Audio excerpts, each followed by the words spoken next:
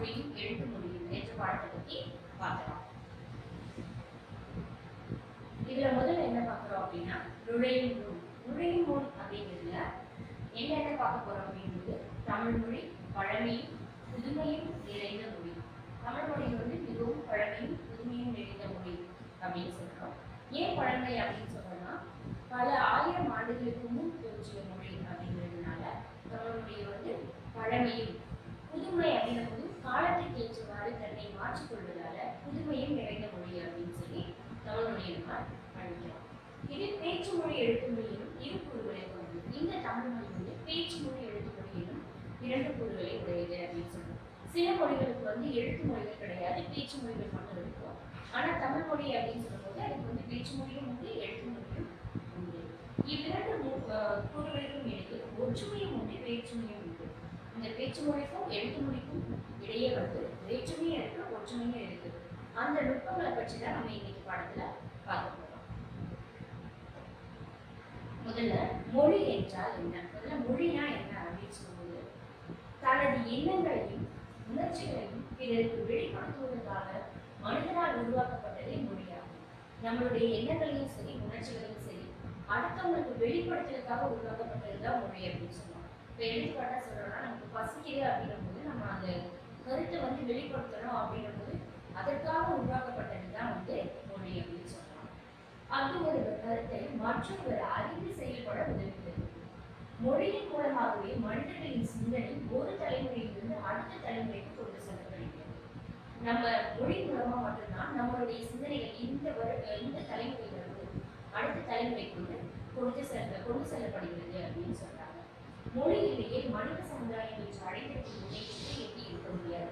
அப்படி ஒரு மொழி இல்லை அப்படின்னா இன்னைக்கு நம்மளுடைய சமுதாயம் வந்து எவ்வளவோ முன்னேறி இருக்கு, அந்த முன்னேற்றத்தை வந்து நம்மளால எட்டி இருக்க முடியாது அப்படின்னு சொல்றாங்க.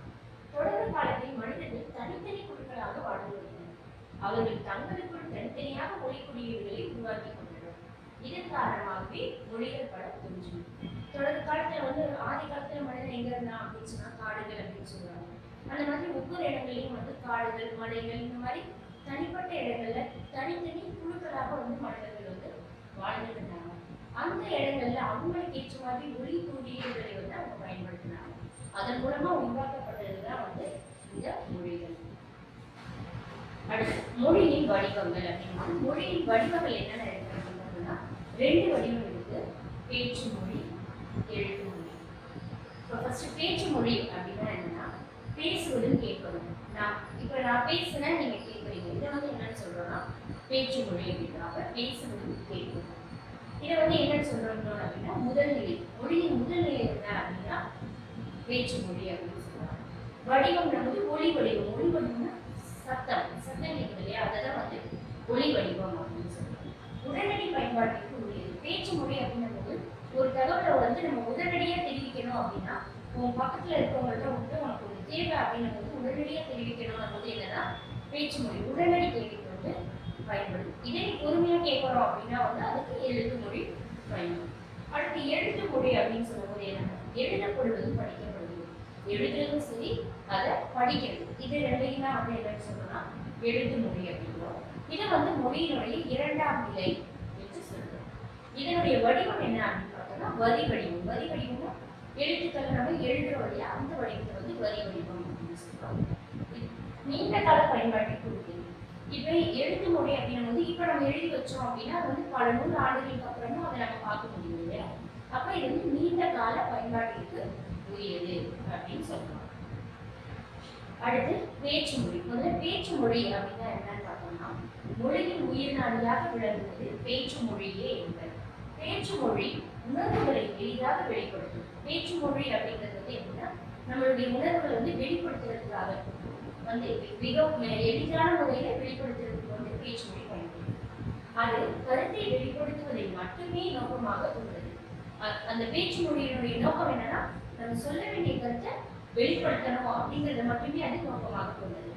பேசப்படும் சொற்கள் மட்டுமன்றி பேசுபவரின் உடல் மொழி, ஒழிப்பதில் ஏற்ற இறக்கம் ஆகியனவும் பேச்சு மொழியின் சிறப்பு கூறுகள்.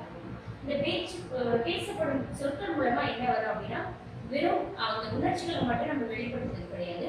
உடல் மொழி அப்படின்னு சொல்லும்போது நம்ம கையை ஆட்டி பேசும் போது எந்த இடத்துல சத்தமா பேசணும், எந்த இடத்துல சத்தம் குறைவா பேசணும் அப்படிங்கிறது எல்லாமே வரக்கூடியது என்ன அப்படின்னா இந்த பேச்சு மொழியில மட்டுமே இருக்கும். அடுத்து பேச்சு மொழியில் பொருள் வேறுபாடு. இந்த பேச்சு மொழியில என்னென்ன பொருள் வேறுபாடுகள் இருக்கும் அப்படின்னு பார்த்தோம் அப்படின்னா, பேசப்படும் சூழலை பொறுத்து பேச்சு மொழியின் பொருள் வேறுபடுகிறது. எந்த சூழல்ல நம்ம பேசுறோமோ அதை பொறுத்து அந்த பேச்சு மொழியினுடைய பொருள் வேறுபடும் அப்படின்னா, எடுத்துக்காட்டாக குழந்தையை நல்லா கவனிங்க என்று கூறும்போது கவனி என்னும் சொல் பேணுதல் என்னும் பொருளை தருகிறது. ஒரு குழந்தைய நல்லா கவனிங்க அப்படின்னு சொல்லும்போது அந்த குழந்தையை நல்லா பார்த்துக் கொள்ளுங்க அப்படின்றதுதான் பேணுதல் என்னும் பொருளை தருகிறது. இதுக்கு என்னென்ன அர்த்தம் சொல்லுது? நில், கவனி, செல் என்பது கவனி என்னும் சொல் நின்று கவனித்து செல் என்னும் பாதுகாப்பு பொருளை தருகிறது. கவனிக்கிறது என்னது? நின்று கவனித்து செல் அப்படிங்கிற பாதுகாப்பு பொருளை தருகிறது. அது போலவே ஒளிப்பதில் ஏற்ற இறக்கமும் பொருள் வேறுபாட்டை தரும். அது மாதிரிதான் நம்ம சொல்லும் போது அதனுடைய ஒளியினுடைய ஏற்ற இறக்கமும் அதனுடைய பொருள் வேறுபாட்டை தரும் அப்படின்னு சொல்றாங்க. எடுத்துக்காட்டாக என்னால் போக முடியாது என்று தொடரை ஓங்கி ஒழிக்கும் போது மறுமை உணர்த்துகிறது, மென்மையாக ஒழிக்கும் போது இயலாக உணர்த்துகிறது. இப்ப ஓங்கி ஒழிப்புதான் என்னால போக முடியாது அப்படின்னு சொல்லும்போது அது என்ன, நம்மளால முடியாது அப்படின்றது மறுப்பு சொல்லுது. இதே மெதுவா என்னால போக முடியாது அப்படின்னு சொல்லும்போது அது என்னது, என்னுடைய இயலாமையை குறிக்கிறது அப்படின்னு சொல்லுவாங்க. இந்த மாதிரி வேற எங்கெங்கெல்லாம் நம்ம அழுத்தங்களை கொடுக்கும் பொழுது பொருள் மாறுபடுகிறது அப்படின்றத இப்ப பார்க்கலாம். எடுத்துக்காட்டா நான் பறவையை பார்த்தேன் அப்படின்னு சொல்றேன். இப்ப என்ன கேள்வியா இருக்கும்? பறவையை பார்த்தது யார் அப்படின்னு கேட்டா நான் பறவையை பார்த்தேன் அப்படின்னு சொல்றேன். அடுத்து நான் பறவையை பார்த்தேன் அப்படின்னு சொல்லும்போது என்னது, நான் என்ன பார்த்தேன்? பறவையை பார்த்தேன். நான் பறவையை பார்த்தேன் அப்படின்னு சொல்லும்போது நான் பறவையை என்ன செஞ்சேன் அப்படின்னு கேள்விக்கு அது பதிலாகும். இது மாதிரிதான் பேச்சு மொழியில நம்ம பேசும் பொழுது எங்கெங்க ஏற்ற இறக்கங்கள் கொடுக்கிறோமோ அதற்கு ஏற்றவாறு அதனுடைய பொருள் மாறிவிடுகிறது. அடுத்து வட்டார மொழி. வட்டார மொழி அப்படின்னா பேச்சு மொழி இடத்திற்கு இடம் மாறுபடும். எந்தெந்த இடத்துல இருக்குமோ அந்த இடத்துக்கு ஏற்ற மாதிரி பேச்சு மொழி மாறுபடும். மனிதர்கள் வாழ்வியல் சூழலுக்கு ஏற்பவும் மாறுபடும். அவங்க வாழக்கூடிய சூழலுக்கு ஏற்ற வகையிலும் கூட இந்த பேச்சு மொழி மாறுபடும். இவ்வாறு மாறுபடும் ஒரே மொழியின் வெவ்வேறு வடிவங்கள் வட்டார மொழி என்பர். இப்ப ஒரே மொழி, இப்ப நம்ம பேசக்கூடிய இதே தமிழ் மொழி ஒவ்வொரு வட்டாரங்களையும் பேசும்போது அவனுடைய இடம் மாறுபடும் அப்படிங்கிறத சொல்றாங்க. அதனுடைய வடிவங்கள் மாறுபடும் அப்படின்றாங்க. எடுத்துக்காட்டா இதே தமிழ் மொழியை கோயம்புத்தூர்ல பேசும்பொழுது அதனுடைய தமிழ் மொழியினுடைய உச்சரிப்புகள் மாறுபடும். தஞ்சையில பேசும்பொழுது அதனுடைய உச்சரிப்புகள் மாறுபடும். மதுரையில பேசும்போது அதனுடைய உச்சரிப்புகள் மாறுபடும். அதே மாதிரி சென்னையில பேசும்போது அதனுடைய உச்சரிப்புகள் மாறுபடும். இதெல்லாம் என்ன சொல்றாங்க, ஒரே மொழியின் வெவ்வேறு வடிவங்கள் தான் என்ன சொல்றோம் அப்படின்னா வட்டார மொழி. எடுத்துக்காட்டாக இருக்கிறது என்னும் சொல்லி இருக்கு, இருக்குது, கீது என்று தமிழகத்தின் ஒவ்வொரு பகுதியிலும் ஒவ்வொரு வகையாக சொல்லுவார். இருக்குதுன்ற ஒரே பொருளை வேற வேற விதங்களாக ஒவ்வொரு இடங்களிலும் சொல்றோம் அப்படின்னா இத்தகைய வேறுபாடுகள் காரணமாகவே வட்டார வழக்குகள் தோன்றுகின்றன. இந்த மாதிரிதான் வட்டார வழக்குகள் தோன்றுகின்றன. அடுத்தது கிளைமொழி. தமிழ் மொழியினுடைய கிளைமொழிகள் என்னென்ன அப்படின்னு பார்த்தோம்னா, ஒரே மொழியை பேசும் மக்கள் வெவ்வேறு இடங்களில் வாழ்வதும் உண்டு. வாழும் இடத்தின் நில அமைப்பு, இயற்கை தடைகள் போன்றவற்றின் காரணமாகவே அவர்கள் பேசும் மொழியில் சிறிது சிறிதாக மாற்றங்கள் ஏற்படும். ஒரே மொழியை பேசக்கூடிய மக்கள் எல்லா இடங்களிலும் இருக்கிறாங்க. ஆனா அவங்க வாழக்கூடிய நில அமைப்பு, இயற்கை தடைகள் இவற்றின் காரணமாக அவர்கள் பேசும் மொழி சிறிது சிறிதாக மாற்றங்கள் ஏற்படுகிறது. அவர்களுக்கு இடையேயான தொடர்பு குறையும் பொழுது இம்மாற்றங்கள் மிகுதியாகி புதிய மொழியாக தெரியும். இப்ப அவங்க இருக்கக்கூடிய தொடர்பு குறையும் போது, தமிழ் மொழிக்கும் அவர்களுக்கு இருக்கக்கூடிய தொடர்பு குறையும் போது என்ன ஆகும் அப்படின்னா அந்த மொழி வேறு மொழியாக புதிய மொழியாக பிரியுது அப்படிங்கிறாங்க. அவ்வாறு உருவாகும் புதிய மொழியை கிளை மொழிகள் அப்படின்னு. அந்த மாதிரி தமிழ் மொழியிலிருந்து புதிதாக உருவாகிய மொழிகளை என்னன்னு சொல்றோம் அப்படின்னா கிளை மொழிகள் அப்படின்னு சொல்றோம். எடுத்துக்காட்டு என்னன்னு சொல்லலாம் அப்படின்னா கன்னடம், தெலுங்கு, மலையாளம் முதலிய திராவிட மொழிகள் தமிழிலிருந்து பிரிந்து சென்று கிளை மொழிகள் அப்படின்னு சொல்லி சொல்றாங்க. அடுத்து எழுத்து மொழி. எழுத்து மொழி அப்படின்னா பேச்சு மொழிக்கு நாம் தந்த வரி வடிவமே எழுத்து மொழி. பேசக்கூடிய வார்த்தைகளுக்கு வந்து நம்ம கொடுத்த ஒரு வரி வடிவம் தான் என்ன அப்படின்னா எழுத்து மொழி. ஒரு மொழியானது நீண்ட காலம் நிலை பெறுவதற்கு எழுத்து வடிவம் இன்றியமையானது. இப்ப ரொம்ப வருடங்களுக்கு வந்து நம்ம இந்த மொழியை வச்சிருக்கணும் அப்படின்னா வந்து அதுக்கு என்ன பயன்படுகிறது அப்படின்னா இந்த எழுத்து வடிவம் தான் பயன்படுகிறது. பல 100 ஆண்டுகளுக்கு முற்பட்ட இலக்கியங்கள் எழுத்து வடிவில் இருப்பதால் தான் நம்மால் இன்றும் படிக்க முடிகிறது அப்படின்றாங்க. இதுக்கு எடுத்துக்காட்டு என்ன சொல்லலாம் அப்படின்னா நம்ம திருக்குறள் பார்க்கிறோம். திருக்குறள் வந்து பல 100 ஆண்டுகளுக்கு முன்னாடி திருவள்ளுவரால் இயற்றப்பட்டது. தொல்காப்பியம் இந்த மாதிரி நூல்கள் எல்லாமே பார்த்தோம் அப்படின்னா பல 100 ஆண்டுகளுக்கு முன்னாடி உருவான நூல்கள் இல்லையா. இது எல்லாமே அவங்க வரி வடிவத்துல வச்சிருந்ததுனால எழுத்து வடிவத்துல வச்சிருந்ததால தான் நம்மளால இன்றைக்கும் பயன்படுத்த முடிகிறது அப்படின்னாங்க.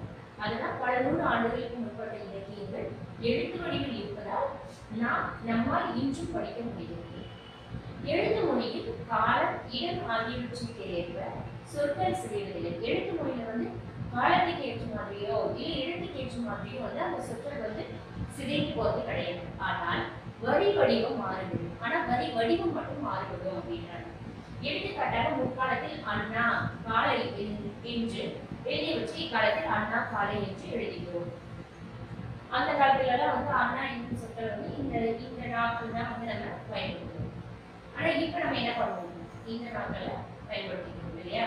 அதே மாதிரி காலை அப்படின்றதுல இந்த லையை தான் நம்ம பயன்படுத்தணும். ஆனா இப்பெல்லாம் இந்த லையை பயன்படுத்தணும். இதுதான் வந்து அடுத்து பேச்சு மொழியும் எழுத்து மொழியும். இது ரெண்டுக்கும் உள்ள வேற்றுமைகள் என்னென்ன அப்படின்னு பார்த்தோம் அப்படின்னா பேச்சு மொழி வந்து பேச்சு மொழி பார்ப்போம்.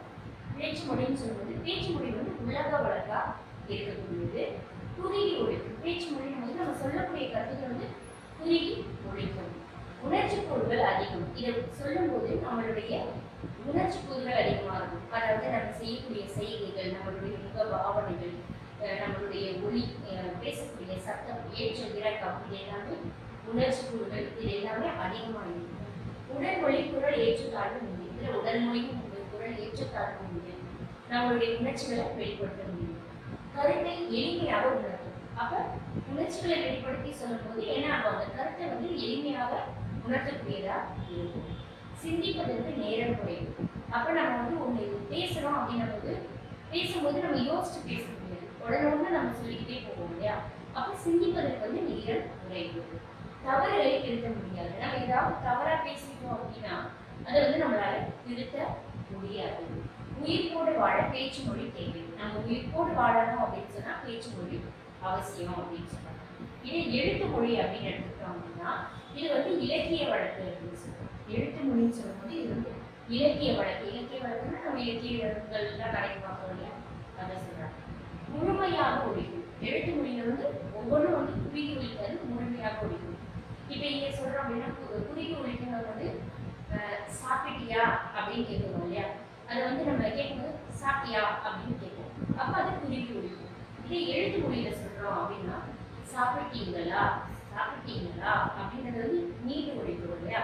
அதெல்லாம் வந்து கேட்குறாங்க. அடுத்து உணர்ச்சி கூறுகள் குறைவு. இதுல வந்து உணர்ச்சி கூறுகள் தெரியாது. எழுத்து மொழியில உணர்ச்சி கூறுகள் எதுவுமே தெரியாது. அதே மாதிரி உடல் மொழி குரல் ஏற்றத்தாழ்வு இடங்கு. எழுத்து மொழியில வந்து அவங்க வந்து அவங்களுடைய உணர்ச்சிகள் நமக்கு வெளிப்படாது. அவங்க அங்க எந்த இடத்துல ஏற்றத்தாழ்வோட பேசியிருக்காங்க அப்படிங்கிறது நமக்கு தெரியாது. கருத்தை எளிமையாக உணர்ந்து கொள்ளலாம் பேச்சு மொழியில. ஆனா இங்க வந்து கருத்துக்களை வந்து நம்மளால புரிந்து கொள்றதுக்கு கடினமாக இருக்கும். சிந்தித்து எழுத வாய்ப்பு உண்டு. ஆனா எழுதும்போது வந்து நம்ம சிந்தித்து எழுதலாம். இன்னும் என்ன எழுதலாம் அப்படின்னு ஒரு நிமிடங்களோ 2 நிமிடங்களோ நம்ம எடுத்துக்கொண்டு அதை வந்து சிந்தித்து எழுத முடியும். தவறுகளை திருத்தலாம். இங்க வந்து தவறுகளை திருத்திக் கொள்ள முடியும். ஒரு இடத்துல தவறு பண்ணிட்டோம் அப்படின்னா அதை வந்து என்ன பண்ணிடலாம், நம்ம அழிச்சிட்டு திரும்பி அதை எழுதலாம். ஆனா பேச்சு மொழியில வந்து ஒரு இடத்துல தவறு பண்ணிட்டோம்னா நம்மளால அதை அழித்துட்டு மறுபடியும் பேச முடியாது. காலம் கடந்து வாழ எழுத்து மொழி தேவை. காலம் கடந்து வாழ்றதுக்கு எழுத்து மொழி தேவைப்படுகிறது அப்படின்னு சொல்றாங்க. இதை வந்து பாவேந்தர் பாரதிதாசன் வந்து இந்த தமிழ் மொழியை எப்படியெல்லாம் கொண்டு வரணும் அப்படின்னு சொல்றாரு அப்படின்னா, எப்படியெல்லாம் விளங்கணும்னு அவருடைய ஆசை என்ன அப்படின்னா, எளிய நடையில் தமிழ் நூல் எழுதிடவும் வேண்டும், இலக்கண நூல் புதிதாக இயற்றுதலும் வேண்டும். வெளியுலகில் சிந்தனையில் புதிது புதிதாக விளைந்துள்ள எவற்றிற்கும் பெயர்களெல்லாம் கண்டு தெளிவுறுத்தும் படங்களோடு சுவடியெல்லாம் செய்து செந்தமிழை செழுந்தமிழாய் செய்வதும் வேண்டும் என்று பாவேந்தர் பாரதிதாசன் பாடுகிறார். இத்தகைய தமிழ் மொழி இவ்வாறு பேச்சு மொழியும் எழுத்து மொழியும் கொண்டதாக தமிழ் மொழி அமைந்துள்ளது அப்படிங்கிறது நம்ம இன்றைய பாடத்துல கவனிச்சோம். நன்றி.